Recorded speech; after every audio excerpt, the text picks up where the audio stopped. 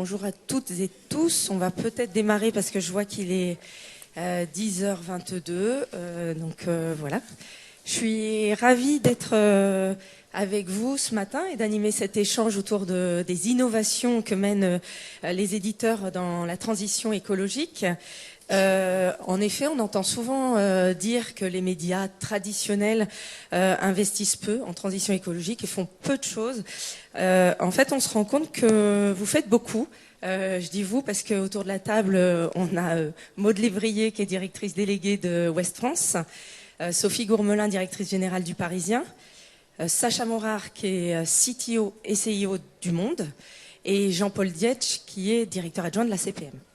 Et donc, on a certains éditeurs qui sont là, mais il y en a beaucoup d'autres qui font beaucoup de choses. Et on dit souvent, nous à l'Alliance, que les éditeurs sont un peu les Monsieur Jourdain de la transition écologique, c'est-à-dire qu'ils font beaucoup sans forcément le savoir.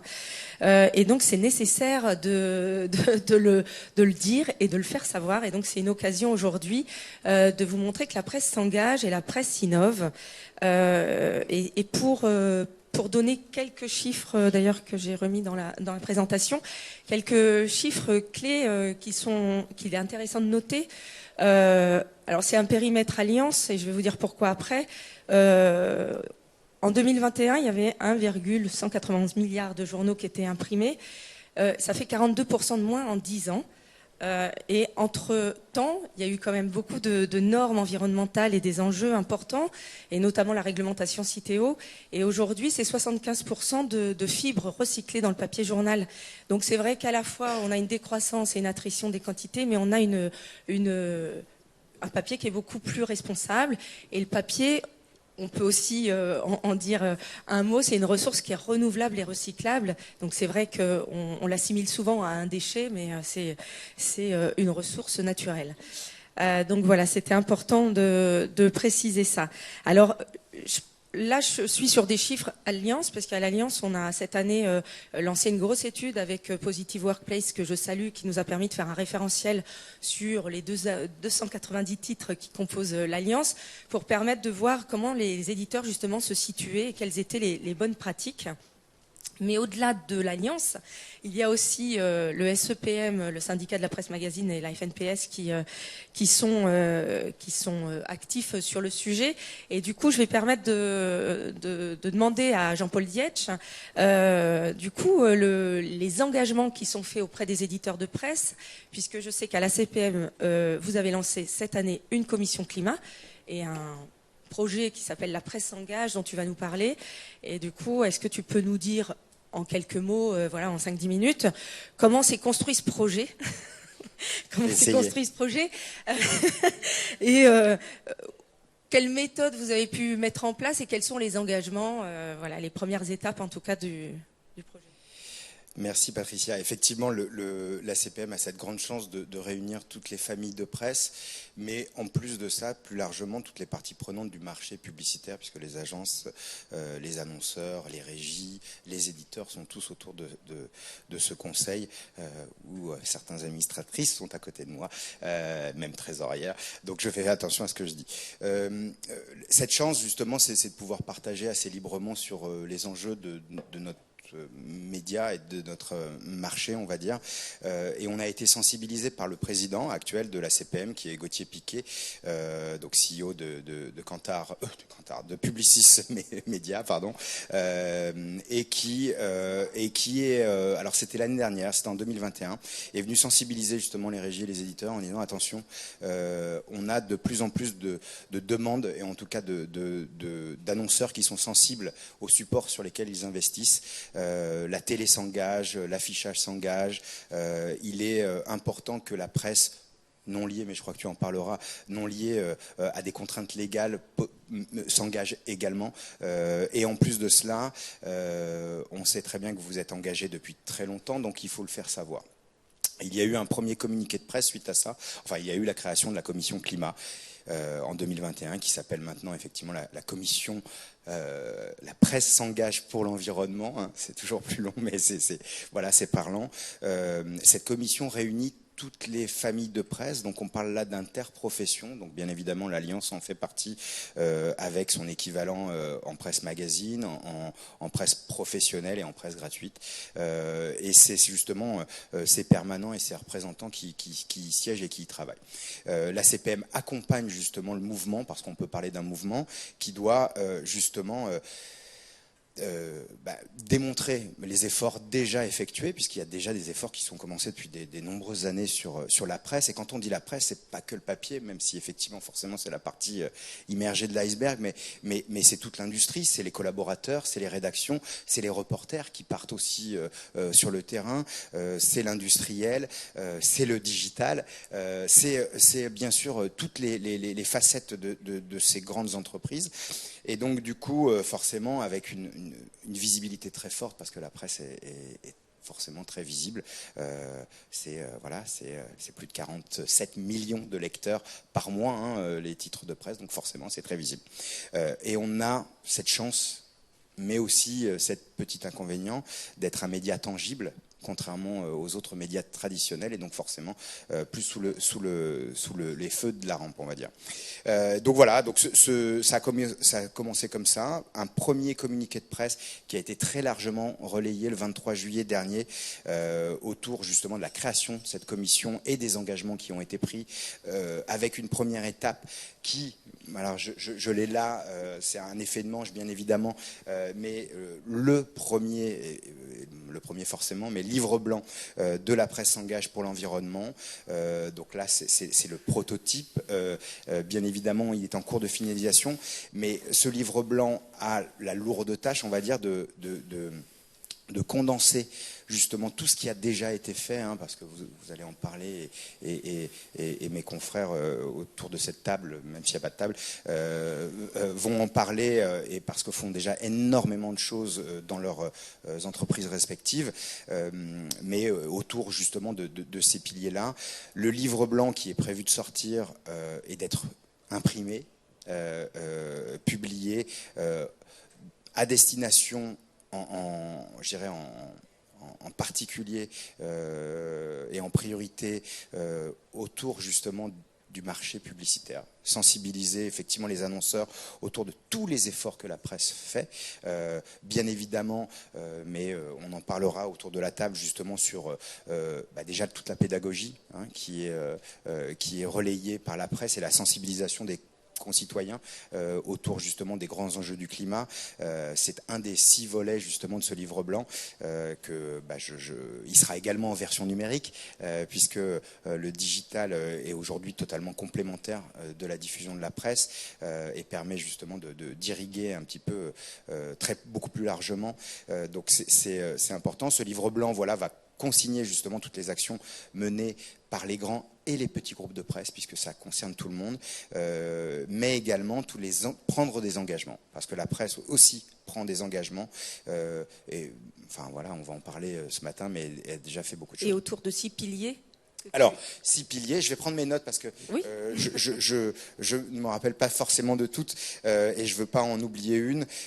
Alors, c'est des noms de code, mais après on pourra rentrer effectivement dans le détail. C'est l'éditorial, bien évidemment, donc c'est tout ce que je disais autour de la sensibilisation et de toute la pédagogie et de toute l'information. Et je dirais c'est la mission première et de la presse qui est de sensibiliser, puisque quand on parle de presse, bien évidemment, on parle d'information, on parle de la presse d'information générale et d'actualité, mais on parle aussi de la presse magazine qui sensibilise sur des thématiques très précises, etc.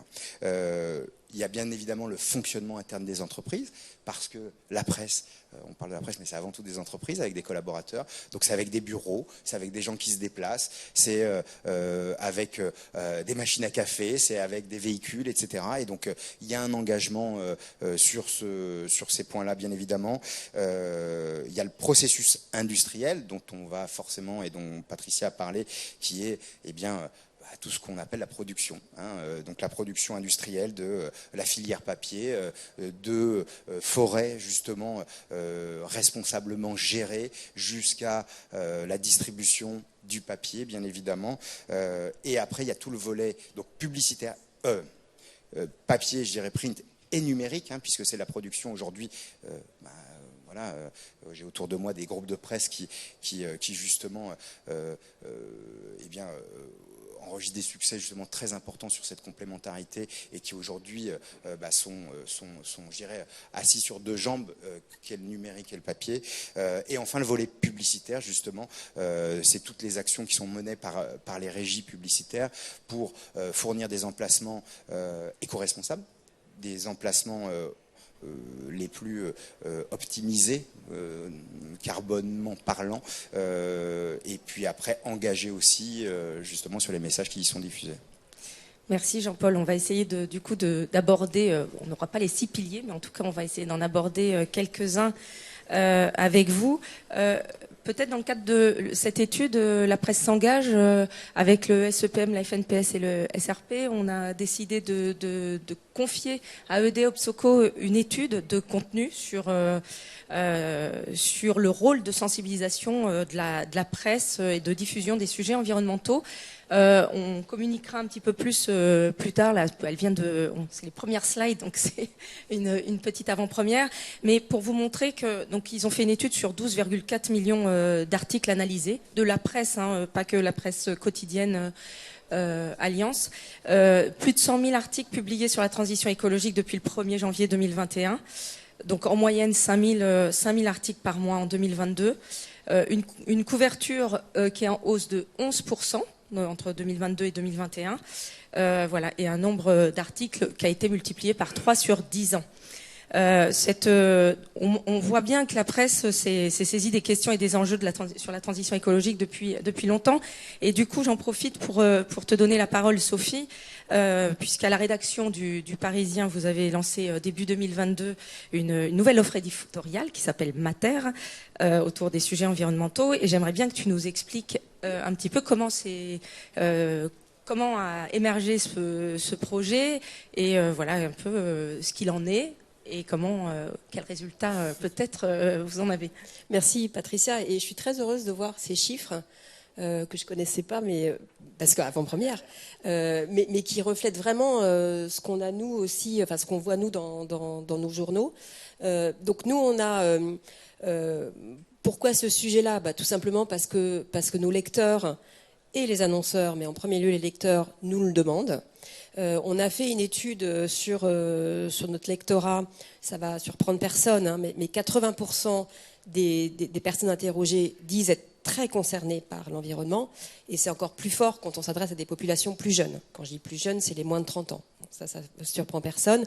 Et les sujets qui les intéressent en priorité, c'est comment mieux consommer, comment mieux s'alimenter, tous les sujets autour des problématiques énergétiques, et l'étude a été faite avant la crise énergétique. Donc elle a été faite plutôt en début d'année 2022. Donc là, j'imagine que c'est encore plus fort aujourd'hui. Et un autre sujet qui les préoccupe beaucoup, c'est la gestion des déchets et le tri des déchets.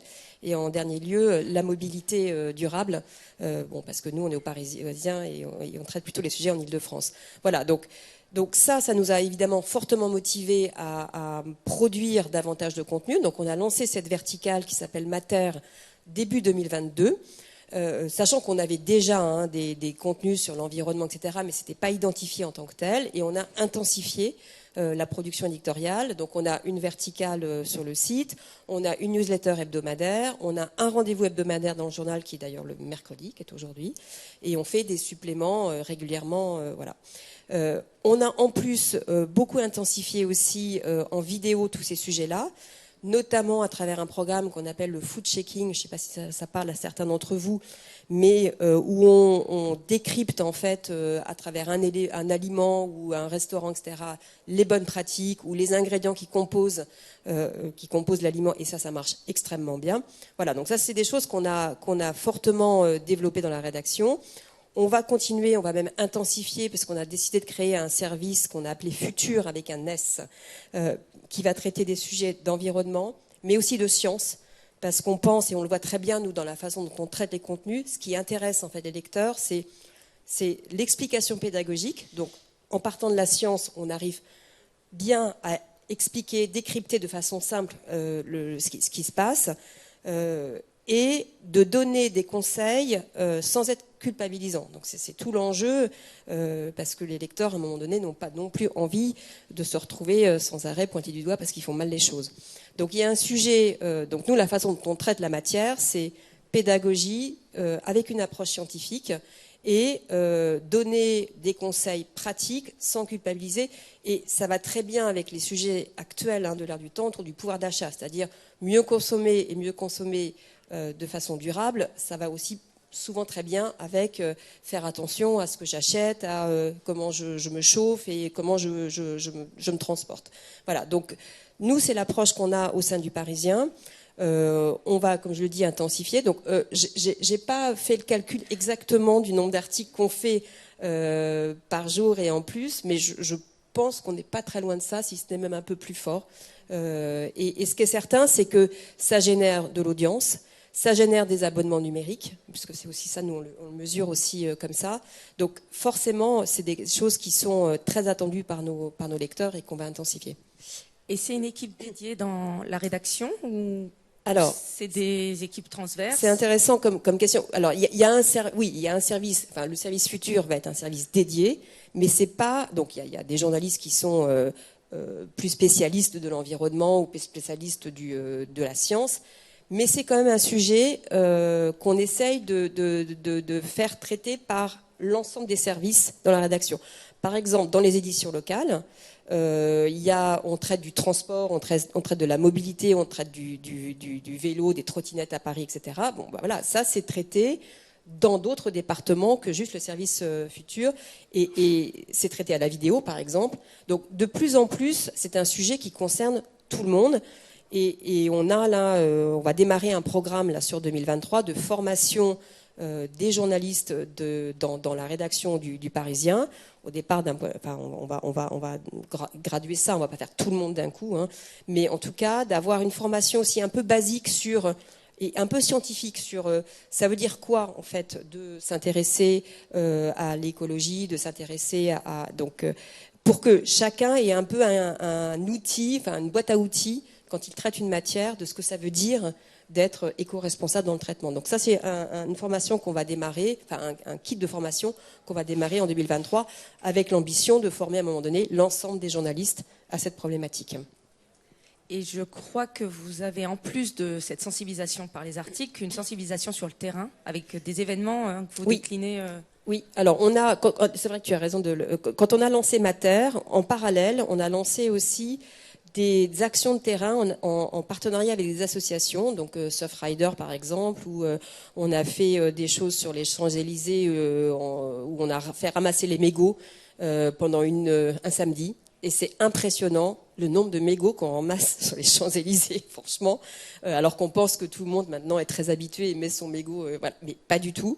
Donc c'est vrai qu'on essaye d'accompagner les contenus par des actions concrètes sur le terrain où on fait appel à des candidatures libres. Tout le monde peut venir y participer. La dernière qu'on a fait, c'est replanter des arbres dans l'Essonne, je crois. Voilà. Donc, on essaye aussi de faire en sorte que le Parisien a un rôle d'informer, bien sûr, mais aussi d'agir et d'aider pour que les gens puissent contribuer un tout petit peu à améliorer le quotidien. Et au-delà de ces aspects éditoriaux, c'est aussi une logique de groupe, l'engagement RSE au sein du groupe Les Échos Le Parisien. Oui. Voilà, c'est un chantier qui est très vaste. Alors c'est un chantier qu'on a démarré très tôt, sous l'impulsion de Pierre Louette. On a démarré en 2019 on a écrit notre raison d'être. Et c'est vraiment, on a aujourd'hui, on a un Chief Impact Officer qui est Corinne Bréjeanne au sein du groupe. On a une vingtaine de référents qui sont vraiment dans tous les services, qui sont référents RSE. Et on a des copies. Enfin, au sein du groupe, on a vraiment un process pour adresser le sujet dans tous les maillons de la chaîne, aussi bien à l'impression, je vois Catherine qui est là, l'achat de papier, aussi bien dans le numérique aussi, que les contenus, on en a parlé. On est aussi très sensibilisé sur les questions de diversité, d'inclusion et de parité. Peut-être un peu moins le sujet de la table ronde là, mais en tout cas, c'est des sujets qu'on a adressés depuis pas mal de temps. On a fait une charte de l'égalité de la diversité au sein de la rédaction du Parisien il y a lui a au moins 2 ans ou 3 ans peut-être même. Voilà, donc c'est vraiment des sujets qui nous tiennent à cœur et qu'on adresse à tous les endroits dans la maison, dans le groupe. Merci Sophie. Donc je profite pour passer la parole à Maude Lévrier, puisque c'est dans le groupe Ouest France, il y a aussi un grand sujet RSE et particulièrement le projet dont je voulais que tu nous parles ce matin, c'est le projet de récupération des journaux auprès de vos abonnés portés. Donc on est sur une autre, voilà, on est passé on parlait des 6 piliers tout à l'heure avec Jean-Paul. Il y a le pilier éditorial et puis il y a le pilier logistique, qui est un gros sujet, un enjeu important dans nos entreprises de presse aujourd'hui. Du coup, ce projet-là, est-ce que tu peux nous en parler? Voilà, pareil, nous dire un petit peu qu'est-ce qui a été à l'initiative de cette démarche et où vous en êtes aujourd'hui. Oui, alors évidemment, quand on travaille dans le groupe SIPA Ouest France et qu'on porte 450 000 journaux par jour, rapidement on se dit qu'en matière environnementale, on a probablement un petit sujet à traiter. On fait, pour vous donner un ordre d'idée, je vais vous donner quelques chiffres, vous m'en voudrez pas, j'ai pris quelques notes parce que j'ai pas une bonne mémoire des chiffres, pour ne pas raconter ma vie. On fait 168 000 kilomètres chaque jour et c'est 22 tonnes de papier. Donc, à une époque, c'était une grande fierté. Ah, puis c'était encore plus grand, parce que voilà, c'était encore plus. Maintenant, ça reste une fierté, mais on se dit qu'il faut quand même qu'on le traite.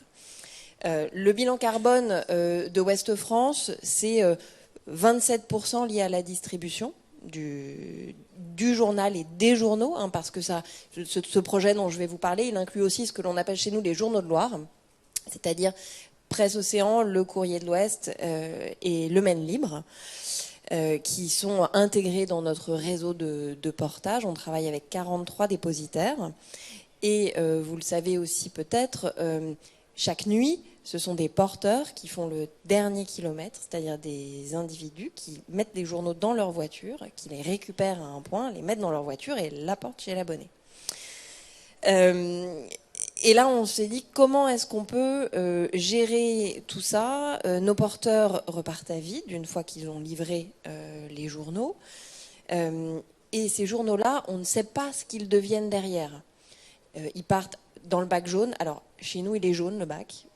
Peut-être rouge chez vous. On a un petit problème de consigne de tri en France, mais voilà, chez nous, il est jaune. Donc, tout ça repart dans le bac jaune. Et parfois, le bac jaune, son contenu part à l'autre bout du monde. En tout cas, on a zéro visibilité là-dessus. Il y a un certain nombre de statistiques qui nous expliquent que pas mal de journaux partent notamment en Chine, ce qui nous pose un problème ne serait-ce que dans la relation de confiance que l'on veut avoir avec nos abonnés et avec nos lecteurs, et sur la nécessaire traçabilité que nous voulons assurer du début, c'est-à-dire la fourniture du papier, Jean-Paul en parlait tout à l'heure, forêt durablement gérée, etc., son impression, sa distribution et sa récupération. Alors une fois qu'on a dit ça, comment on fait? Eh bien, on a lancé des tests, alors c'était déjà en 2021, ça commence à faire un petit moment. Sur quelques tournées, au début, on a commencé petitement pour voir ce que ça donnait, pour voir comment nos abonnés aussi adhéraient au projet, c'était très important. Et on a demandé à des porteurs volontaires de se livrer à l'exercice, d'aller récupérer les journaux. On avait demandé à nos abonnés de déposer les journaux qu'ils avaient lus, leurs journaux de la semaine, dans leur boîte aux lettres, de le signaler aux porteurs, soit parce qu'ils le mettaient dans un petit sac qu'on leur fournissait, soit si leur boîte aux lettres était en métal. Alors, on apprend plein de choses. La diversité des formats de boîte aux lettres, c'est impressionnant. Donc parfois le magnète, ça fonctionne pas du tout. Donc voilà, on fournit un sac étanche évidemment. L'abonné nous met tout ça dans le sac et le porteur récupère. Tout ça repart au dépôt. Et là, une fois que l'on a fait ça, notre rôle, c'est d'emmener jusqu'au bout le journal vers des fabricants de ouates de cellulose qui sont des isolants pour de l'immobilier, voilà, dans vos cloisons en fait. Pour faire simple, on a proposé à nos abonnés d'isoler la maison de leurs voisins avec leur journal. Les premiers tests ont été vraiment très concluants avec des abonnés. Alors c'est plutôt bon signe. Pardon pour le langage, mais on s'est fait engueuler par nos abonnés quand on a arrêté le test, qui nous ont dit mais enfin scandaleux, c'était génial, nous on veut continuer à rendre nos journaux, etc. Donc formidable.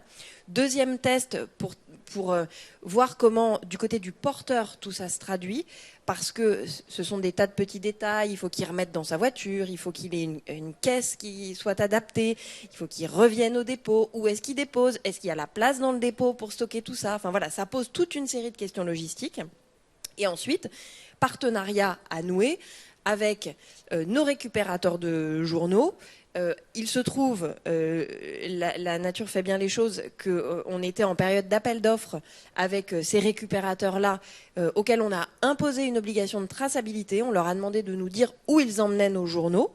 Et on leur a demandé de nouer des partenariats avec des producteurs de ouate de cellulose et de nous garantir que nos journaux partaient bien là-bas. Voilà, donc ça c'est le résultat de ces 2 tests. Là on en est à la phase où on doit lancer cette fois-ci un pilote. Pilote, ça veut dire pendant 30 mois, avec une montée en puissance du nombre de tournées. Pareil, je vais reprendre mes chiffres. D'ici la fin 2023, on a pour ambition de convertir 350 tournées. Et puis, à partir d'avril, on espère avoir converti à peu près 58% de nos tournées. Et puis, à l'issue de ce pilote de 30 mois, si il est conclusif, on se fixera pour objectif de convertir les 42% restants. Voilà. Ça veut dire 250 000 lecteurs impliqués dans la démarche. Et nous, indépendamment de la réduction que ça permet, de la réduction de nos émissions de gaz à effet de serre, c'est aussi et surtout cette capacité que l'on a que l'on aurait grâce à ce projet, d'une part à se mobiliser nous et à modifier nos façons de distribuer le journal, et aussi emmener nos abonnés avec nous dans ce projet. Alors, ça a un coût de faire récupérer par des porteurs les journaux. Comment vous financez l'opération en quelque sorte, ou quel investissement ça nécessite? Alors, ça nécessite des investissements d'entrée type compacteur. Je vous parlais du stockage des journaux, hein, on en récupère, il faut les compacter derrière. Ça nécessite ce type d'investissement, des investissements plus léger. Je vous ai parlé du fameux magnète, je vous ai parlé du sac, voilà, ce genre de choses. Mais surtout, ce papier que l'on récupère derrière, on est quand même, on veut bien être généreux, mais il faut que tout ça soit pérenne dans le temps. Donc c'est racheté par les entreprises de ouate de cellulose, qui sont très demandeuses en réalité de ces matières-là, puisque c'est le cœur de leur business. Et donc elles ont besoin, elles nous l'ont dit, vous êtes notre or noir à nous, votre matière, c'est le cœur de notre activité, on en a besoin. Voilà. Donc elles sont très demandeuses de pouvoir racheter nos journaux lus. Donc projet vertueux d'économie circulaire en plus. Exactement, c'est l'idée. Ok, merci Maude. Eh ben on prendra régulièrement des informations sur la suite du projet pour savoir où vous en êtes. Et je vais passer la parole à Sacha Morard, du Monde, puisque Sacha, vous avez mené au sein de l'équipe technique, tu vas nous en parler, un projet en 2022 sur le numérique, puisque aujourd'hui on le sait, hein, c'est vrai que quand on est Le Monde et qu'on a 380 000 abonnés numériques et 138 450. millions... Oh, 450. Mes chiffres ACPM sont pas à jour, pardon. 450 000 et 138 millions de visites. On est bon par mois, oui, sur le site. On a un sujet, comme disait Maud, on a un sujet logistique, mais toi, tu as un sujet numérique, oui, de savoir, voilà, qu'est-ce qu'on fait pour améliorer les performances de son site et notamment peut-être identifier son empreinte carbone. Et j'aimerais bien que tu nous expliques le projet que vous avez mené et les résultats que vous avez obtenus et quelles sont les prochaines étapes. Oui, avec plaisir. Alors déjà, je trouve qu'on est au bon endroit pour parler de ça, puisque la presse au futur, c'est se poser la question du futur de la presse, mais aussi se poser la question de la place de la presse dans le futur. Et en l'occurrence, on le sait, La presse a un rôle déterminant, quasiment de service public auprès de nos différents lecteurs et de la population. Et c'est pourquoi la presse prend conscience de ces enjeux climatiques un peu plus tôt que les autres, mais toujours très tard, évidemment, toujours trop tard. L'humain est fait comme ça, il lui faut un déclic pour pouvoir s'emparer de ce genre de sujet. Et on le voit, ce graphe est marquant. On voit une progression nette. On parlera de plus en plus de ces sujets. Et pourquoi ? Parce qu'il faut en parler, il faut que les choses changent. Il faut que les choses changent à tous les niveaux dans la presse et dans toutes les entreprises aussi. Voilà, je suis ravi de savoir que Ouest France fait de fabuleux travaux sur la question du recyclage du papier. On était sur les bureaux, tables de salon de nos lecteurs, on finira dans leurs murs. C'est super beau comme image, je trouve. Le Parisien fait un formidable travail aussi avec Mater, bien évidemment. Et puis il y a aussi l'aspect numérique qui est très important. Moi, le déclic que j'ai eu, c'est quand j'ai discuté avec quelqu'un du GIEC qui m'a expliqué que le numérique représentait, c'était encore il y a 2 ans, hein, mais 5% des émissions de gaz à effet de serre dans le monde, et que probablement d'ici 10 ans, ça allait doubler. Bon, cette prise de conscience, à ce moment-là, je l'ai eue, et je me suis dit, bon, je suis acteur du numérique, et avec mes collègues, il faut qu'on s'en empare tout de suite, pour pas être comparé avec d'autres industries qui s'en sont aperçues beaucoup trop tard. Donc comment on fait ? Comment on fait ? C'est pas facile quand on n'y comprend rien, quand on n'y connaît rien, qu'on n'est pas formé. Donc il faut déjà essayer de comprendre ce que sont les émissions de gaz à effet de serre, comment on les mesure. Et dans le numérique, c'est assez simple, en fait, c'est la production d'électricité, la consommation d'électricité. Au plus on consomme de l'électricité, évidemment, au plus ça génère des gaz à effet de serre. Je vous parle du numérique, bien sûr. Donc un serveur consomme de l'électricité, un appareil réseau consomme de l'électricité. Ensuite, bien sûr, quand on fabrique un ordinateur ou un téléphone, on consomme de l'énergie, on consomme même de l'essence. Puis cet appareil-là va consommer aussi de l'électricité. Et tout ça, ça va générer des émissions de gaz à effet de serre. Et puis comment l'optimiser ? Eh bien déjà, il faut savoir le mesurer. Et c'est tout l'enjeu. Mesurer l'empreinte carbone assez scientifiquement, hein, je parle, d'un site internet, par exemple. C'est pas aussi simple que ce qu'on pense. Et en l'occurrence, il y a beaucoup de choses qui sont fausses, qu'on entend, ou en tout cas qui sont pas très scientifiques. Et donc il faut regarder ça avec beaucoup de pragmatisme et essayer de comprendre plus dans le détail comment on peut mesurer l'émission de gaz à effet de serre d'un produit numérique. Et donc à l'époque, j'avais discuté avec un ami de la communauté technologique qui s'appelle Françoise Aninotto, qui était en train de monter un outil pour mesurer justement la consommation énergétique d'un site web. Parce qu'il faut savoir qu'un site web consomme de l'électricité côté serveur. Au moment où vous demandez la page, votre demande elle est envoyée sur des serveurs. Ces serveurs calculent la page et vous la renvoient. Donc évidemment, ces serveurs, ils ont besoin d'électricité pour fonctionner. Également tout le mécanisme réseau derrière. Bon, il y a cette partie. Puis après, une fois qu'elle arrive chez vous, dans votre navigateur, dans votre ordinateur, là, elle va aussi consommer de l'électricité puisqu'elle va générer une consommation de CPU, de mémoire de votre appareil. Et ça consomme de l'énergie. Et en fait, 80% de l'énergie consommée d'un site web se passe côté client, donc c'est-à-dire côté navigateur, côté ordinateur. Contrairement à ce qu'on pourrait penser, c'est pas côté serveur. En tout cas, c'est que 20%. Voilà. Et ça, c'est extrêmement important parce que ça veut dire que, au plus on va optimiser l'expérience du lecteur dans son navigateur, dans son device, au plus on va réussir à optimiser. Voilà. Et donc, c'est ce qu'on a essayé de faire avec un outil de mesure qui s'appelle GreenFrame, c'est d'essayer de comprendre vraiment combien on consomme côté serveur et combien on consomme côté navigateur.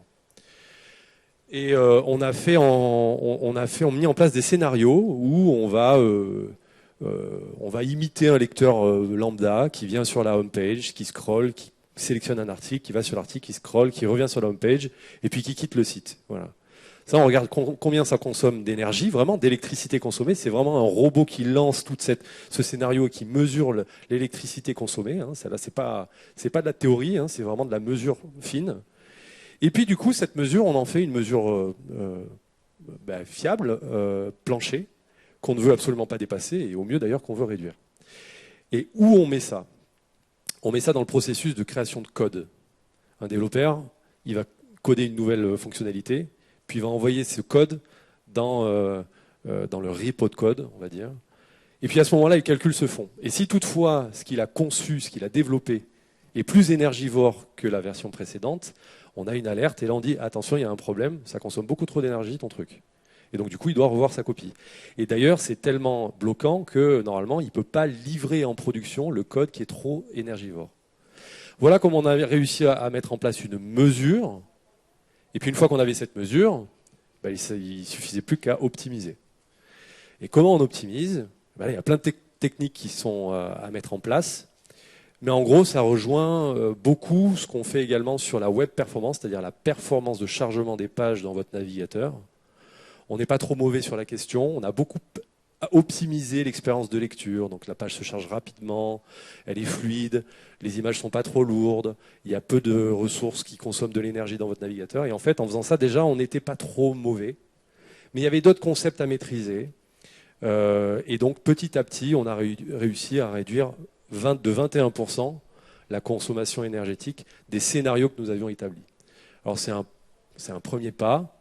Ce qui est très difficile pour nous, c'est de savoir vraiment ce que consomment vraiment en réel nos lecteurs. Parce que ça, c'est une mesure dans notre circuit de production. Mais on ne sait pas mettre un outil de mesure dans vos ordinateurs pour savoir exactement combien vous consommez vous. Voilà. Mais peut-être que demain, on y arrivera. Et pour ça, il faut continuer à travailler sur ce sujet-là, continuer à discuter de ces sujets-là, notamment avec les grands acteurs technologiques qui fournissent des solutions de browser, donc de navigateurs, d'ordinateurs, etc., pour avoir des mesures encore plus fiables. Et la fiabilité de la mesure, en fait, tout est là. Du moment qu'on aura une mesure fiable, éventuellement sur laquelle on aura légiféré, on pourra vraiment optimiser encore plus que cela. Et je crois qu'au niveau des équipes, ce projet-là a été bien apprécié, parce que je pense que les équipes techniques sont assez sensibles au sujet. Ouais, je pense que la prise de conscience que le monde est en train de tourner vers en tout cas très dangereusement vers des dangers climatiques de plus en plus importants.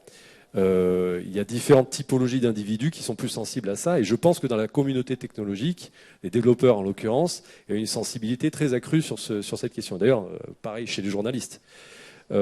Pourquoi ? Je ne saurais pas vraiment vous dire pourquoi, mais en tout cas, moi je vois dans mes collaborateurs que beaucoup de développeurs sont particulièrement soit écolos, soit très intéressés par ces questions, ou même d'ailleurs très experts. Donc en fait, dès que j'en discute avec mes développeurs ou même des confrères CTO, cette question, elle résonne en nous. Elle résonne. Et probablement parce que on est du monde de l'open source, de l'échange, on discute beaucoup, on apprend constamment, et donc peut-être que c'est dans l'ADN en fait du technologique, en fait, de la technologie, peut-être. Et donc ça va pas être très compliqué, en tout cas, de vendre ce projet auprès des équipes et de faire en sorte que ce soit quelque chose d'important pour nous tous. La WebPerf, c'était très important pour nous. Maintenant, on le lie complètement avec le sujet d'éco-conception et de sobriété numérique. Et on espère aller beaucoup plus loin encore en 2023 en réduisant au moins 40% encore la consommation de nos pages. Merci Sacha. Alors il nous reste un petit quart d'heure, donc je vous propose, si vous avez des questions dans la salle. Oui, alors je vais peut-être vous...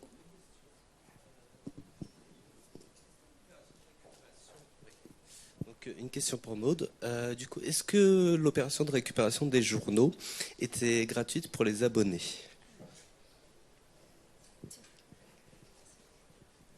Oui. Voilà, réponse rapide, oui. Elle était gratuite. Ça nous semblait évident. Alors d'une part parce que c'était un test. Quand même pas leur faire payer le test. Et dans tous les cas, l'idée est bien d'en rester là. Pour nous, le coût pour eux, c'est de faire le geste. D'accord. Ok. Et donc, ma deuxième question, c'est pour Jean-Paul. Du coup, la parution du livre blanc, elle est prévue pour... Alors, début janvier. Début janvier. J'ai pas la date puisqu'il y a beaucoup de parties prenantes, ça engage beaucoup de monde. Forcément, c'est des sujets très sensibles, mais là on arrive dans la dernière ligne droite, comme on dit, donc on est en phase de relecture, puisque ça y est, on devient éditeur, la CPM devient éditeur à son tour, donc on est en phase de relecture, et puis la complexité de faire un livre blanc, et là je me mets un peu à la place de tous ceux qui font des journaux tous les jours, c'est quand est-ce qu'on s'arrête? Parce que en fait, on entend tous les jours de nouvelles initiatives, des nouveaux efforts, des nouvelles technologies, des nouvelles façons de travailler. Et donc du coup, on se dit mais il y a tellement de choses à faire, tellement de choses à dire, à raconter au marché pour justement montrer que la presse, avec un grand P, s'engage depuis très longtemps, s'engage tous les jours et de façon de plus en plus importante. Ben voilà, on a envie de le dire. Mais non, réellement, c'est pour le début janvier. Suivra différents événements qui vont justement accompagner ce lancement de livre blanc. Mais bien évidemment, vous avez compris, la sensibilisation, avant tout, c'est, eh bien, on va dire, l'État d'un côté, enfin les gouvernements et les politiques justement sur le besoin d'accompagner la presse, le besoin d'accompagner cette transition qui est nécessaire. Il y a eu une très belle table ronde à Média en Seine, un autre événement avec les grands patrons justement de la presse quotidienne, justement où on voit qu'aujourd'hui l'accompagnement de l'État n'est plus forcément adapté à la transition de ces groupes de presse. Et puis bien sûr l'autre revenu de la presse, c'est la publicité.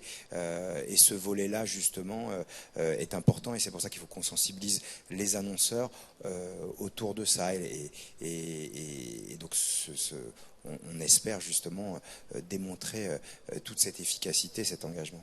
D'accord. Et est-ce qu'il sera téléchargeable sur le net? Absolument, c'est ce qu'on appelle la version digitale ou la version numérique, et elle sera bien évidemment gratuite pour répondre à la question suivante. Merci. J'ai une question pour Sophie Gromelin. Est-ce que vous avez, comment vous arrivez à concilier à la fois les sujets économiques et les sujets écologiques? Est-ce qu'il n'y a pas des moments où ça tape un petit peu, entre guillemets, je dirais par exemple, on va accueillir un nouvel acteur important qui crée de l'emploi. Est-ce que vous allez leur poser la question de leurs pratiques en matière énergétique, etc., etc.? Alors, je ne suis pas à la rédaction, donc j'ai un petit peu de mal à répondre à votre question, mais globalement, la façon dont on traite l'économie aux Parisiens, c'est quand même très à hauteur d'homme. C'est-à-dire, on va essayer de traiter les sujets économiques ou d'une entreprise dans la façon dont elle va changer ou bousculer la vie des gens. Donc ça nous aide à être quand même un peu plus en adéquation avec ces sujets-là.